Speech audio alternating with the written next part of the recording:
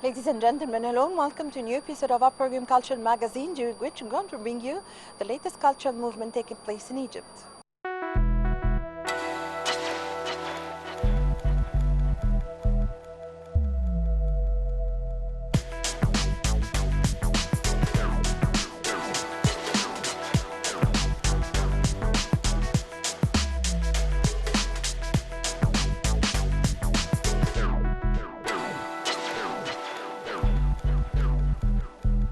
Visual art has recently witnessed a great development in Egypt. Let's watch the following segment.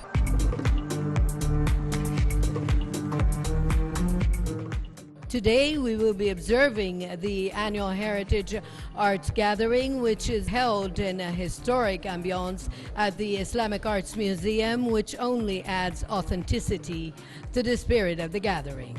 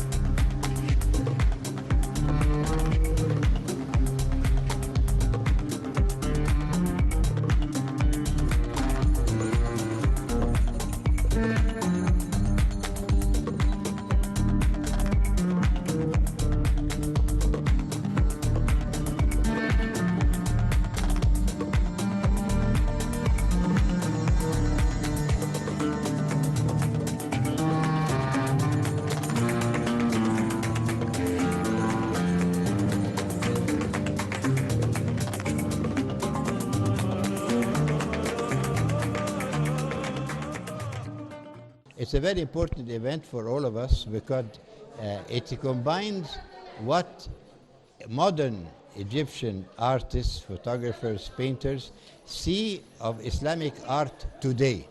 So what you see here is Islamic art today from the streets of Cairo, from the mosques of Cairo, from the very rare items that you can see all over the city and in other cities outside Cairo. Now, the location here is a very important location because it's historical. The Islamic Museum goes back many, many years. It has some of the best collections of Islamic art and artifacts. It went through a bad phase, but it was renewed. And it had a collaboration with the Louvre, who came, and also an expert from the Louvre came to reorganize or redesign the artifacts and the exhibits according to the modern trends. Modern trends rely on keeping things individualist. You can see things one at a time. The old concept of a museum was putting things together, and I think it's a very good combination that we bring photographers and we bring artists and we read all sorts of people who appreciate Islamic art or Islamic work, bring them in here to reflect what is going outside the walls of this museum. What is inside the walls of the museum is also a very large collection. Maybe I could say one or two words that because I was on the board of this museum for some time, what you see in the halls is not more than 15 or 20% of what is in the main stores of this museum, because it goes back very many years. Another thing is that originally the museum was broken into, let's say, astrolabes, which are navigational instruments, flasks to drink, according to the Mishka, for example, according to the type. But at one time, there was another idea by the dates. You can have museums which by date, historical date, or by product or by exhibit.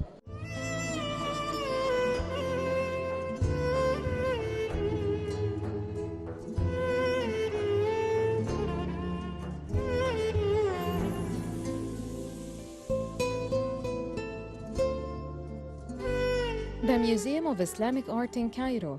It is considered the biggest Islamic art museum in the world as it holds a variety of collections of Islamic artifacts from India, China, Iran, and all way over to the Islamic arts of the Arabian Peninsula, the Levant, Egypt, North Africa, and Andalusia. The importance of this museum lies in the fact that it is the greatest educational institution in the world pertaining to Islamic antiquities and what is known as Islamic art in general. The museum is distinguished for the diversity of its acquisitions, whether as to the different kinds of artifacts, such as metals, woods, and textiles, among others, or as to the countries of origin, such as Iraq, Andalusia, and so on and so forth. The museum houses a rare collection of astronomical, geometrical, and chemical tools, as well as instruments of medical surgery and cupping that were used in periods of Islamic prosperity. Moreover, the museum accommodates units of length measurements such as cubits, purchased tools of time measurement such as hourglasses, a rare collection of lanterns made of glass embroidered with animal, a collection of Egyptian porcelain and pottery artifacts extracted from the excavations of Al-Fustat city. This place is heritage itself, Islamic heritage. That's the museum, which is the locality of this particular event. The museum also includes Fatimide items of porcelain with metal gleam, in addition to a group of the best of what Muslim artisans have ever produced with regards to woodwork. That is manifest in the woodwork carved during the Umayyad dynasty, and the importance of the woodwork showpieces incorporated in the museum comes from the fact that they are representing an involvement of the ornaments of Samarra, which happen to be a rare work of art that no matches for them were found, not even in Samarra of Iraq. Some of the rare metal masterworks housed by the museum is what is known to be the Awar of Marwan ibn Muhammad, the last of the Umayyad caliphs. This Awar is an embodiment of the peak of the metal porcelain object making in the early Islamic era. The museum as well holds the most ancient gravestone known in history and which dates back to the year 31 of Al-Hijrah. And among the rare manuscripts accommodated by the museum is the book The Benefits of Herbs by Al-Ghafiqi, along with a rare copy of the Holy Quran from the Mamluk period and another from the Umayyad era, which is written in one dear vellum.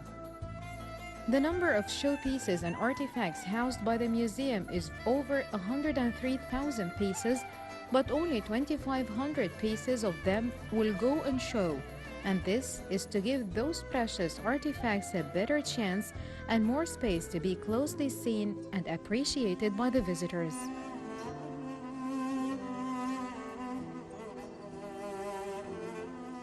All this you have under one roof on this very happy occasion. It's very well attended, as you see.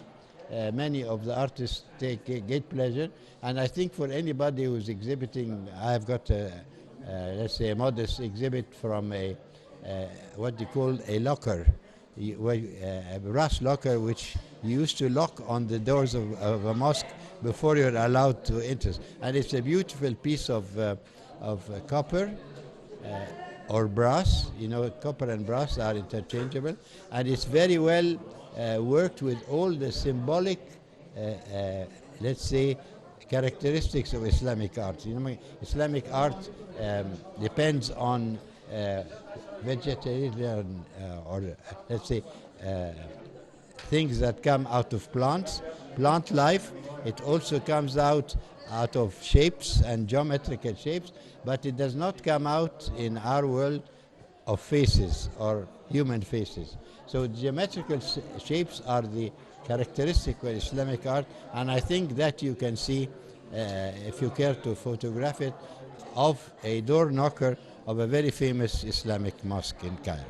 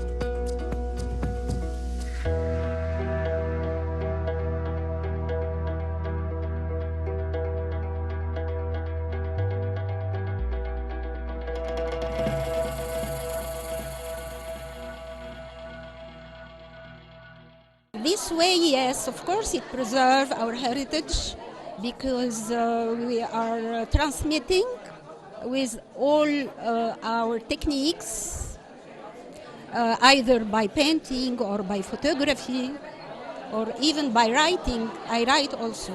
My last one, I am talking about faith on this land. This land, since very, very old time, is a land of faith, of clarity. The Egyptian, the old Egyptian, was enlightened. And since this very old and ancient civilization until now, this land is enlightened. And we can see this through the symbol. I use it from the Ankh and then the cross. And now it's one enlightened man. It's one enlightened land. This is Egypt.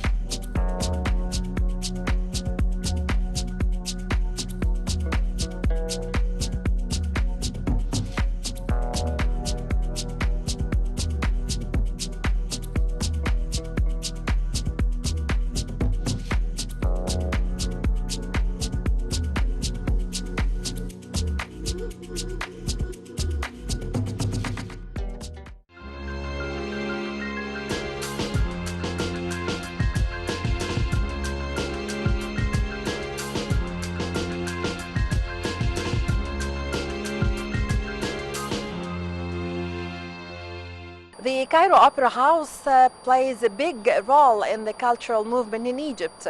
Let's watch the following segment.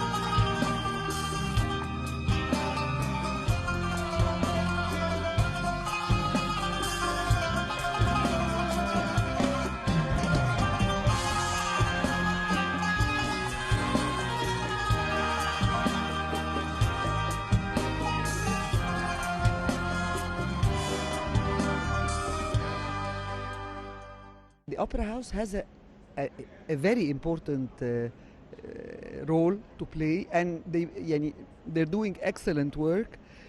Whenever I have visitors from abroad, foreigners or from the Arab world, I invite them to the opera. either to exhibitions or to come and watch you know, a function or an opera or a ballet or something, and they are fascinated by what they see. So I think that the opera is sort of an enlightening institution. It's a beautiful place, you name it. Everywhere, you know, open theater, the opera, the big saal, the small saal is always busy all over the year. Just a beauty. And also outside the garden here, you know, even if you sit in the coffee shop for a while, you hear music and people are singing and just having fun. And just beautiful atmosphere. The kids, you know, taking part of ballet and jazz ballet, also for adults. The other side of the opera house, you know, the Elbab Art Gallery and, you know, other galleries all the time are quite busy and active. It's a beauty place.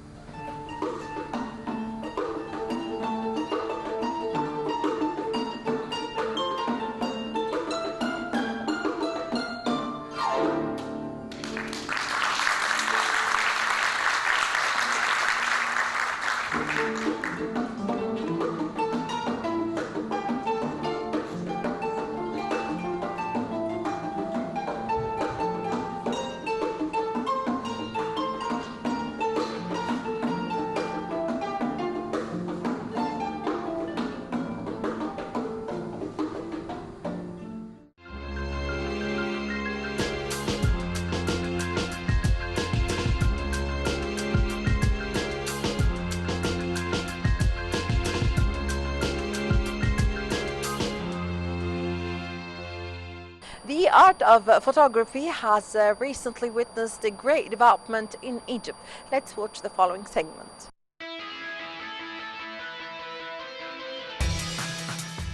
The festival, named Let's Learn Photography, aims to expose photographers to various types of the art, and it comprises of hundreds of distinctive and meticulously selected works. Let's go and see pictures from the festival.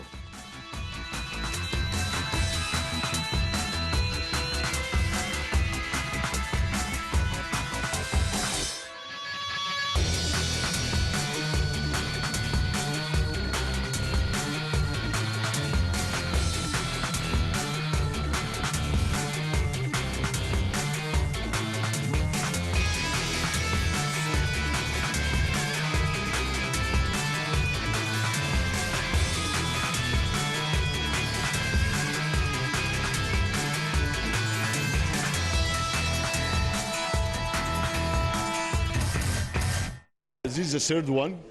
We call it the feast because it's just a big gathering of all the photographers, all the levels from the beginners up till the pro or the professional people. This year I think it's 400 plus frame on the walls. And the good thing about this year is I would say everything is consistent in terms of just printing. Because the previous year everybody has to go and get his photo and went to a print house to get his photo printed. And always you will find some difference because different colors, different materials. Usually the plotter or the printers are different from reality a little bit and different from place to place.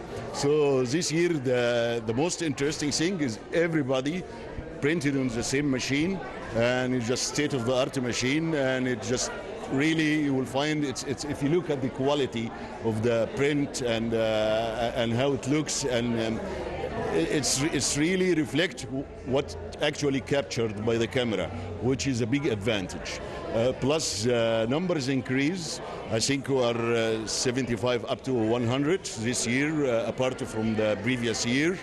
And it's just gathering, and it doesn't matter where is your photo when you enter here, or who you are professional or not. Everybody is happy to participate, even the youngest people, even who have, I think, below 18 this year. We have a category for below 18, and it's just diverse. So it's just open, everybody can participate with a picture which he feels he likes it, and it's his best one.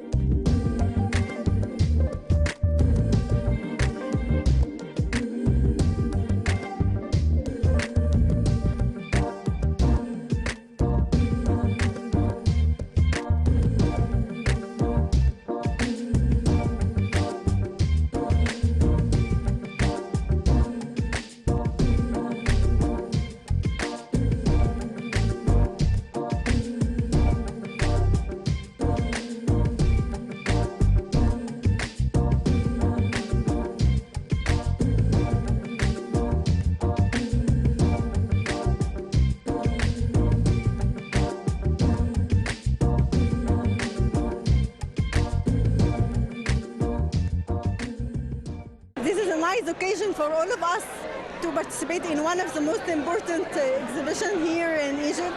As we call it, the wedding or the Farah, the photography wedding. And I am very delighted and very happy, very honored to participate in this exhibition.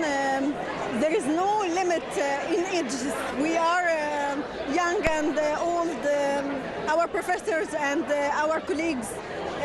Here we are the same like each other. We are learning from each other. That's why we are eager to participate in this exhibition exactly. And thanks to Mr. Boulis Isaac for his efforts with us to participate in this great occasion. Actually, it must be a hobby. Then you can increase it with the studies. It will be more efficient for you to study plus your hobby.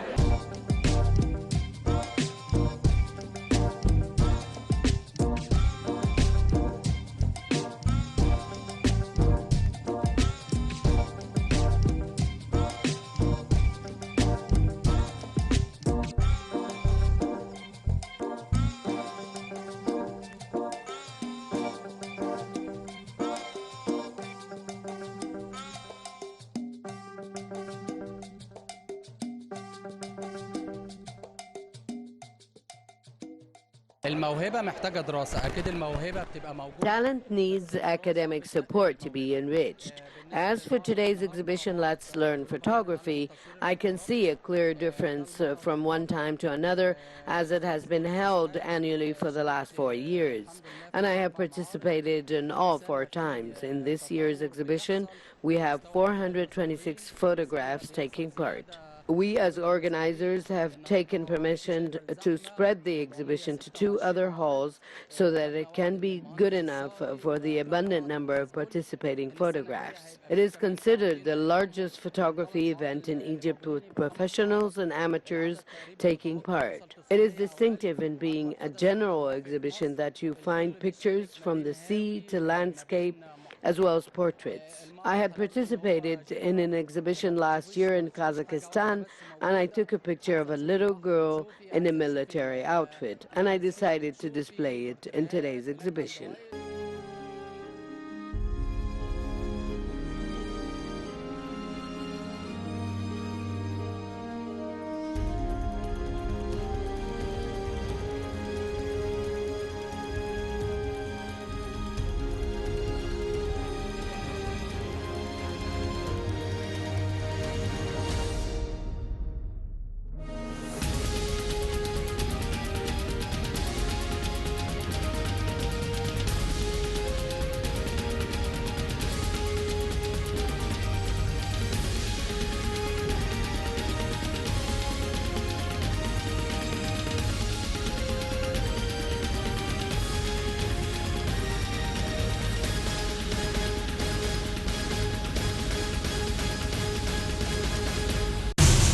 Well, with this, my dear viewers, we come to the end of this episode of our program, Cultural Magazine. I hope you've enjoyed being with me. Please wait for me in the next episode. Until then, it's goodbye.